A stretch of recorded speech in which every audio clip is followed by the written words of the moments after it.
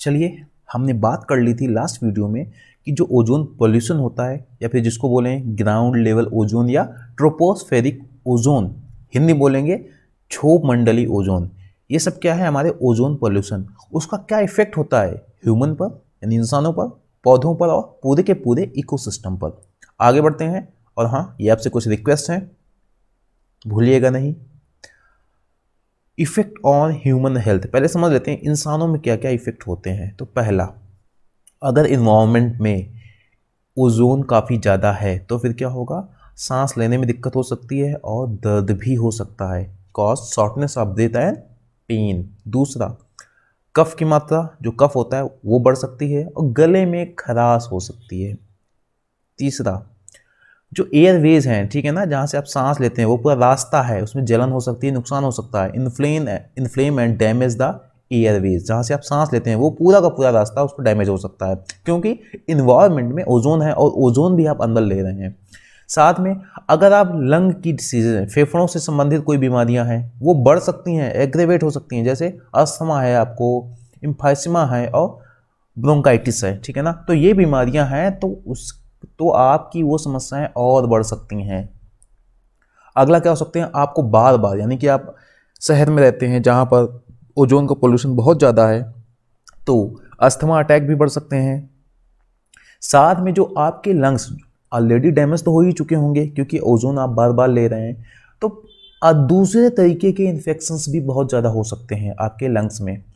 इसके बाद क्या होता है, continue to damage the lung even when, हो सकता है कि जब आप स्टार्टिंग में आप जब ओजोन को सांस के द्वारा अंदर लें तो आपको पता चले कि हाँ हो रहा है, सिम्टम्स दिखाई दे रहे हैं बॉडी में, लेकिन धीरे धीरे क्या हो सकता है आपको सिम्टम्स दिखाई देना बंद ही कर दें, आपको ऐसा लगे कि आप हेल्दी हैं, लेकिन हो सकता है उस टाइम भी ये आपके जो लंग्स होते हैं, फेफड़ों को आपको डैमेज कर रही हो। तो ये है हमारे कुछ क्या बोलते हैं ह्यूमन हेल्थ पर इफेक्ट। साथ में ये जो बीमारी होती है COPD बोलते हैं, क्रोनिक ऑब्स्ट्रक्टिव पल्मोनरी डिसीज, इसकी भी संभावना काफ़ी ज़्यादा बढ़ जाती है।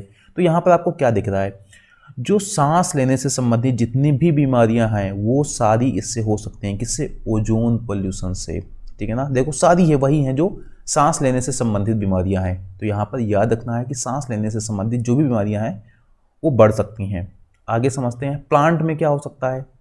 ये छोटा सा पौधा है, जरा जानते हैं। तो वो होता क्या है कि अगर इन्वायरमेंट में बहुत ज़्यादा ओजोन है और वो उनकी पत्तियों में एंटर कर गई, यानी पत्तियों से क्या होता है, फोटोसिंथेसिस, प्रकाश संश्लेषण, तो हो सकता है प्रकाश संश्लेषण के दौरान ही वो ओजोन भी एंटर कर जाए, ठीक है। तो क्या होगा कि ये फोटोसिंथेसिस की जो स्पीड होती है वो, या जो प्रक्रिया होती है, ठीक है ना, उसको स्लो कर सकता है, प्रकाश संश्लेषण को स्लो कर सकता है। इससे फिर क्या होगा, प्लांट की ग्रोथ नहीं होने वाली है, क्योंकि इन्वायरमेंट में ओजोन है। तो जब इसके जो स्टोमेटा खुलेंगे तो क्या होगा, सारे जो गैसेस होंगे सारे इंटर करेंगी, तो फिर क्या होगा, उसकी ग्रोथ कम हो सकती है पौधे की। दूसरा क्या होगा कि जो सेंसिटिव प्लांट होते हैं, बहुत सारे प्लांट होते हैं काफ़ी, एक तो बोल्ड होते हैं काफ़ी, और कुछ प्लांट बहुत सी सेंसिटिव होते हैं, छोटे छोटे पौधे सारे सेंसिटिव ही होते हैं, तो उनमें दूसरी बीमारियां लगने का भी खतरा बढ़ जाएगा, और कीट भी आसानी से उन पर अटैक कर सकते हैं, उनको नष्ट कर सकते हैं। इसको जो दूसरे पॉल्यूटेंट होंगे, क्योंकि ये प्लांट काफ़ी वीक हो चुके होंगे, क्योंकि उनकी ग्रोथ भी नहीं हुई होगी क्योंकि ओजोन थी, तो दूसरे पॉल्यूटेंट का असर भी बहुत ज़्यादा होगा। और अगर वेदर कंडीशन बिगड़ती है तो समझ लो तब भी ये नुकसान करेंगे। यानी कि ओजोन का एक डायरेक्ट इम्पैक्ट तो है ही, इनडायरेक्ट इम्पैक्ट भी बहुत ज़्यादा है कि ओजोन अगर एक बार पौधे के कांटेक्ट में आई, सेंसिटिव पौधे के, तो समझ लो वो कमज़ोर ही होने वाला है। इसके बाद कुछ पौधे ऐसे होते हैं जिसमें से ओजोन एकदम ऐसे, आप इमेज देख रहे हैं, यहाँ पे कुछ मार्क हैं, ठीक है, छोटे छोटे निशान हैं, ये दाग हैं। तो some plants can show visible marks on their leaves, ठीक है ना। अगर इनके पत्तों में ओजोन अगर मौजूद है तो इस तरीके से दाग बन जाते हैं उन पौधों के पत्तों में, ठीक है। तो ये हैं पौधों पर होने वाले नुकसान, किसके, ओजोन पोल्यूशन के। आगे हम समझते हैं इकोसिस्टम में क्या नुकसान होता है।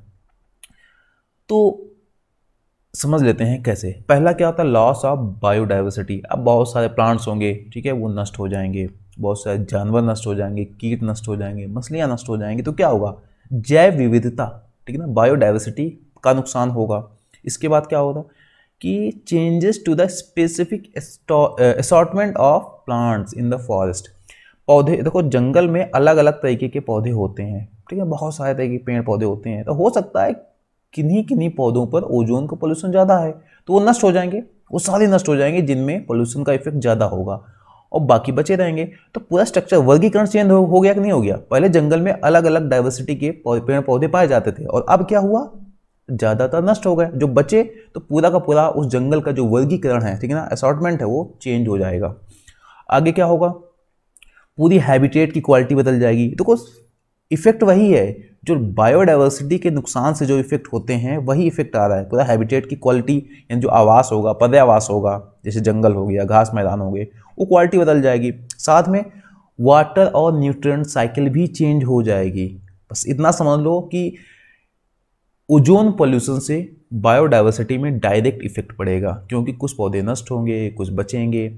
फिर उस बायोडाइवर्सिटी की लॉस से जो भी नुकसान हो सकते हैं वो सारे नुकसान होंगे, जैसे वाटर साइकिल और जो अलग अलग साइकिल्स होती हैं, carbon cycle, nitrogen cycle, phosphorus cycle, वो भी डिस्टर्ब हो जाएंगी।